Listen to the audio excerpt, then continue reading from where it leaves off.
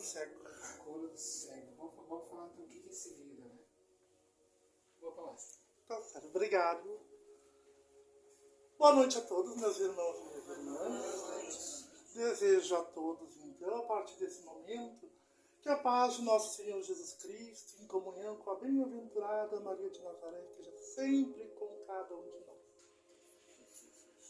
Hoje, então, gente, eu trago para vocês, com muito prazer, com muito carinho, essa bela passagem do Evangelho de Jesus Cristo, que é a cura do cego.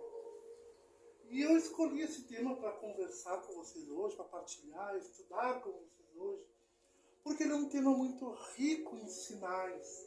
Ele traz uma simbologia muito grande para nós, como cristãos.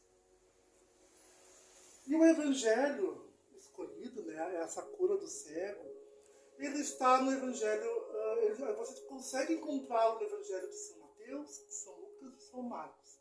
Mas eu tenho um carinho muito grande pela passagem que consta no Evangelho de São Marcos, capítulo 10, versículo 46 ao 52.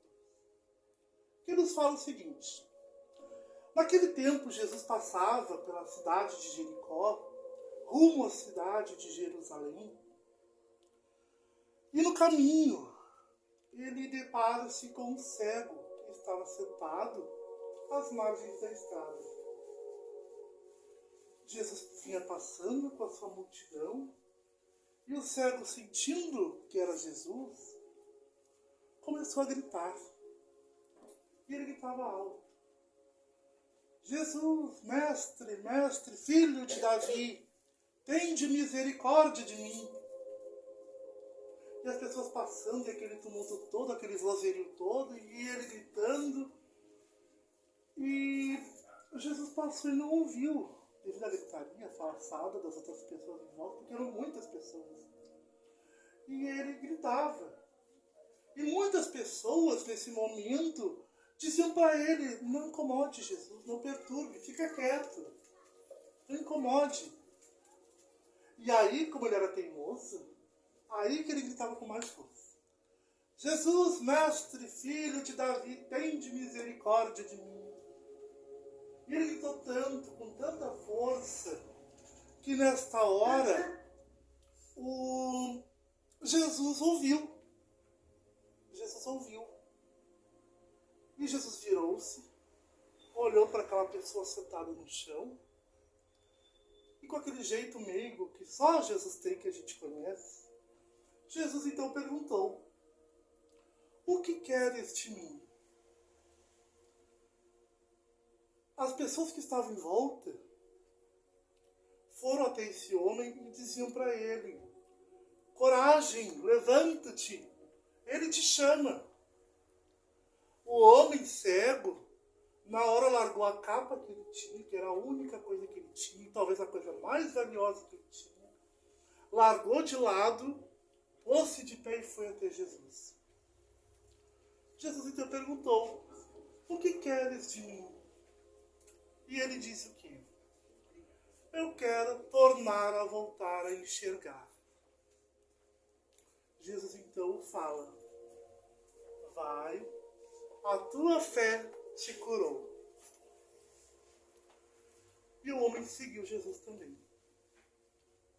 Então eu tenho um carinho muito grande por essa palestra, por esse tema, aliás, por esse trecho do Evangelho. Eu tenho um carinho muito grande, porque ele nos fala muito a respeito da nossa missão como cristão. Ele nos fala a respeito do chamado que nós somos, que é feito para nós, né? E que nós muitas vezes ignoramos, pois nós somos esse cego. Nós não temos a capacidade ainda de ver e ouvir o Cristo que passa por nós. Nós temos essa dificuldade ainda. Porém, nós estamos no caminho em que estamos aprendendo a despertar os olhos do nosso espírito e os ouvidos do nosso coração. No momento em que os nossos olhos do nosso espírito e os ouvidos do nosso coração estiverem bem abertos, nós iremos conseguir ouvir o chamado de Deus para conosco. O chamado que o Cristo faz. Eu trouxe alguns apontamentos aqui, até para poder localizar vocês, né, dentro do contexto dessa passagem do Evangelho. Né? Por exemplo, essa cidade onde Jesus passou, né, a cidade de Jericó, foi uma cidade que, antes de encontrar-se com aquele cego, Jesus teve um encontro com uma outra pessoa, que até todo mundo acho que conhece aqui, né? Quando Jesus se encontra com Zaqueu, que era um republicano muito rico. Então a cidade de Jericó era uma cidade muito rica, uma cidade que era referência para o povo viajante, porque era uma cidade que era altamente comercial. E esse feito que aconteceu com Jesus, né, que Jesus estava passando pela cidade, Jesus não estava passando à toa por ali. Jesus estava passando porque ele estava a caminho de Jerusalém. Esse acontecimento, ele se deu na semana que antecedia a Páscoa. E segundo a lei judaica, toda pessoa do sexo masculino, acima dos 12 anos de idade, e que tivesse num raio de 25 quilômetros, era obrigado a estar lá na cidade de Jerusalém para celebrar a Páscoa. E Jesus, como era muito obediente às leis, né, da terra, Jesus também estava indo com seus discípulos para a cidade de Jerusalém para celebrar a Páscoa também. Só que Jesus estava indo celebrar a sua Páscoa derradeira, nessa última Páscoa. Então ele está passando por essa cidade. Quando Jesus passa pela cidade de Jericó, né, que era uma cidade que era ponto de encontro de muitos viajantes, né, então muitos viajantes vinham de todas as partes ali daquela região e chegavam na cidade de Jericó, né, se abasteciam de provimentos, era água, era roupa, era comida, e ali se organizavam em caravanas e partiam para Jerusalém, porque era uma caminhada de só 25 quilômetros. E o pior, era uma subida. Porque a cidade de Jericó, gente, ela fica numa região, a região mais baixa do nosso planeta. Então a cidade de Jericó se localiza numa depressão que ela fica, deixa eu ver se eu anotei aqui. Eu não anotei, mas eu vou conseguir para você. Ela fica muitos metros abaixo do nível do mar. Então da cidade de Jericó até a cidade de Jerusalém era uma tremenda subida. E era uma caminhada longa. Então as pessoas não se atreviam a fazer essa caminhada sozinhas, porque no caminho havia muitos ladrões, muitos assaltantes, que eles chamam de salteadores. Acho que todo mundo deve lembrar daquela parábola do bom samaritano, né? Onde o samaritano fazia esse trajeto também. E ele foi atacado, foi espancado, né? Até que passou um samaritano pelo caminho ali e prestou auxílio. Então esse trajeto geralmente nunca era feito sozinho. Esse trajeto da cidade de Jericó até a cidade de Jerusalém era feito sempre em grupos, em caravana. Nesse caminho, então, Jesus passou pela cidade, conheceu Zaqueu, depois dali, na saída dessa cidade, eis que havia um homem sentado na beira do caminho. E esse homem era chamado de Bartimeu. Que, aliás, depois eu vim a descobrir que o nome dele não era Bartimeu, que sequer ele tinha um nome.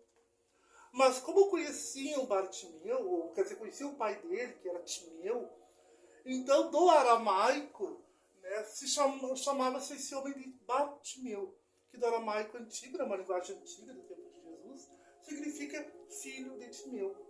Que o próprio Evangelho também já explica essa parte. Né? Então Jesus ia passando pela estrada, né, acompanhado da sua comitiva ali, dos seus acompanhantes, né, aquelas pessoas que o seguiam nessa caminhada também rumo à cidade de Jerusalém. Jesus ia passando e aquele homem que estava ali, que era cego, ele sentiu, olha como são as coisas, ele sentiu que via alguém muito importante, porque era muita gente que vinha. Se bem que devido ao fato das pessoas estarem a caminho de Jerusalém para celebrar a Páscoa, a cidade naquele momento estava polvorosa e fervorosa, muita gente, mas o homem que estava sentado ali, ele sentiu que algo diferente vinha no caminho dele. Ele sentiu porque era muita gente que vinha. E talvez no meio dessa falaçada, desse tumulto todo, ele deve ter ouvido o nome de Jesus. E naquela época o nome de Jesus já era famoso, já era conhecido por todo mundo. As pessoas já sabiam dos feitos de Jesus. E aquele homem, então, no momento em que ele ouve, talvez ali, o nome de Jesus, ele passa a gritar o nome dele. E é legal que ele chama Jesus, ele chama de uma forma muito especial, muito íntima, que é Rabuni. Rabuni é uma palavra do hebraico, que quer dizer mestre. E somente eram chamados de mestre os grandes doutores da lei, os grandes sacerdotes. Esses eram chamados de mestre. E aquele homem reconheceu daquela pessoa que vinha, ele reconheceu que ele era Jesus, mesmo sem enxergar com os olhos do rosto, os olhos materiais. Mas ele enxergou que era Jesus, ele acreditou que era Jesus quem vinha, porque ele enxergou e sentiu com o coração. Então ele ouviu que era Jesus e ele não titubeou em momento algum. Ele não desconfiou, ele não desacreditou. Pelo contrário, a fé que ele tinha, que o fez enxergar com os olhos do coração, os olhos da alma, aliás, e ouvir o nome do Mestre com os ouvidos do coração, essa fé fez com que ele se pusesse a gritar pelo nome de Jesus. E ele gritava tão alto e as pessoas tentaram impedi-lo, tentaram abafar a sua voz, mas é aí que ele gritava com mais força. Mas por que ele fazia isso? Porque ele sabia, a fé dele era tanta, que ele sabia que Jesus era o Salvador. Ele sabia que a promessa das antigas Escrituras estava se cumprindo. Que o Filho de Deus estava ali. E que a única pessoa que poderia salvá-lo, que poderia mudar a vida dele, estava passando naquele momento ali pelo caminho dele. E por que é que ele deixaria que isso passasse? Ele aproveitou a ocasião. Ele aproveitou a hora. Ele quis mudar de vida. Ele não quis apenas enxergar, mas ele quis mudar a vida dele. Naquela época, gente, todas as pessoas que nasciam com uma certa deficiência, ou se que fossem mancos, ou cegos, ou surdos, ou mudos, os leprosos, eram tidos como considerados, né, como pessoas amaldiçoadas. Então não era a pessoa que estivesse perto de um cego, que estivesse perto de um mudo ou de um surdo, não era bem visto. Então era um crime alguém estar perto de alguém que era surdo, que era cego. Era um crime, porque aquela pessoa era considerada como uma pessoa impura, uma pessoa amaldiçoada. E então essas pessoas eram todas jogadas à margem da sociedade, eram colocadas à margem da sociedade. Elas eram marginalizadas. E como Bartimeu, né? Vamos chamar ele de Bartimeu porque era assim como chamavam ele, né? Porque nem um nome ele tinha. Porque devido à cegueira dele, provavelmente ele foi abandonado pelos pais também, talvez ainda criança. Ele deve ter sido abandonado numa idade em que nem o nome ele chegou a receber. Talvez nem o nome ele chegou a receber. Mas no momento em que ele se tornou um cego, que ele passou a ser uma pessoa cega, ele foi abandonado e esquecido pelos pais. E a única coisa que lhe restou foi aquela capa que ele usava para se proteger. Então Jesus passa, ele percebe a oportunidade de mudar de vida e ele agarra com todas as forças essa oportunidade. E esse evangelho traz para nós, gente, uma mensagem muito importante, que é a resposta pelo qual nós estamos aqui hoje. Eu costumo dizer que ninguém está aqui a passeio, ninguém está aqui de férias. Nós todos temos um porquê de estarmos aqui. O médio Divaldo Franco, acho que muitos devem conhecê-lo, ele fala numa das suas palestras, numa das suas falas, que quando nós vamos reencarnar, a última orientação, a última ordem que nós recebemos do plano espiritual é essa.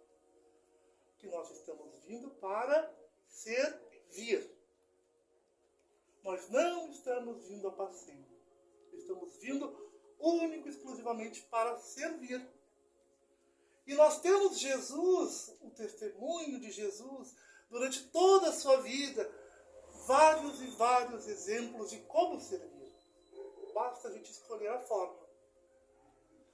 Mesmo que nós sejamos pessoas limitadas, porque Deus é tão bom, mas tão bom. O projeto dele é tão bom, gente, é tão perfeito, que mesmo a gente sendo pessoas limitadas, Deus pode nos fazer limitados, mas jamais incapazes. Jamais seremos incapazes de servir. Podemos ser limitados se algum dos membros, se algum dos sentidos, privados de algum dos sentidos, privados de algum membro do corpo.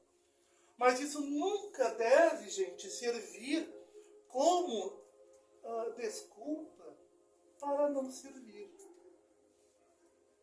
Porque aquele cego que estava ali estava disposto a isto. No entanto, que ele largou a única coisa que ele tinha, que era aquela capa. Ele largou aquela capa de lado na hora. Quando ele soube que Jesus estava chamando, ele largou aquela capa e pôs-se de pé e foi até Jesus. E aí é que está o grande nosso problema. Será que nós estamos prontos para largar a nossa capa também? Será que nós estamos prontos para largar aquilo que nós temos para nos colocar a serviço do Mestre? Muitas vezes a gente se depara diante de problemas tão grandes, assim, aqueles problemas cabeludos, aqueles pepinos, assim, que a gente não sabe para onde que a gente vai correr para tentar descascá-lo, né?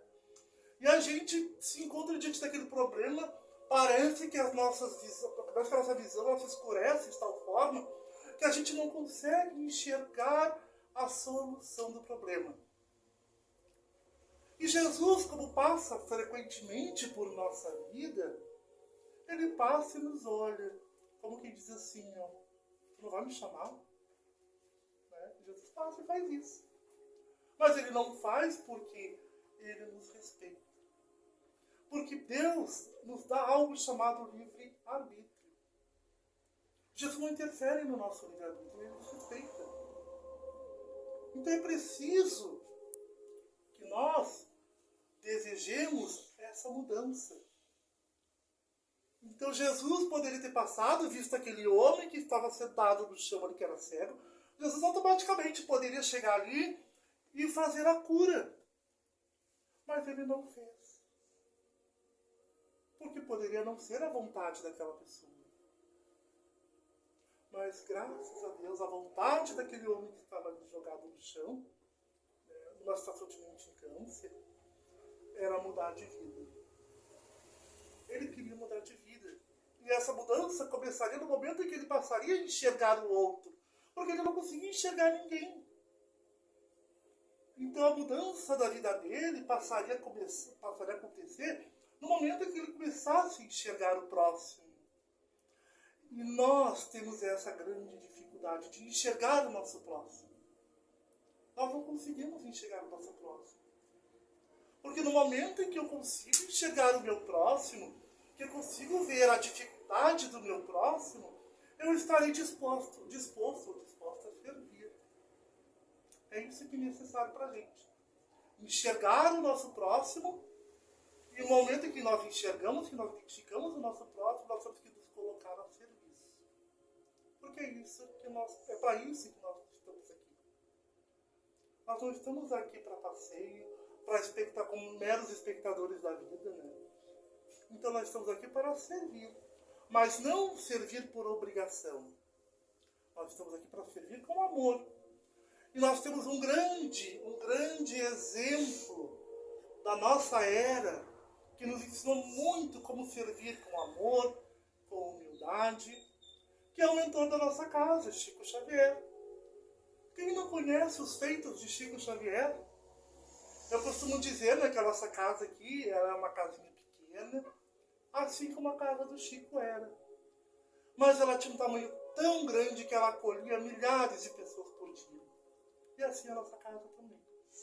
Ela é pequenininha em espaço físico, mas ela é enorme em amor e carinho. E a gente estará sempre aqui para acolher vocês. Então, o Chico nos dá esse exemplo, né, de servir com humildade. E Jesus, então, as pessoas que estavam ali com o homem, quando foram levantar ele, disseram: coragem, levanta-te, ele te chama. E é esse convite que eu faço a vocês agora, neste momento, e eu espero que vocês saiam daqui e também façam esse convite lá fora. Convidem, cheguem para as pessoas, não tenham vergonha de dizer: coragem, levanta-te, ele te chama.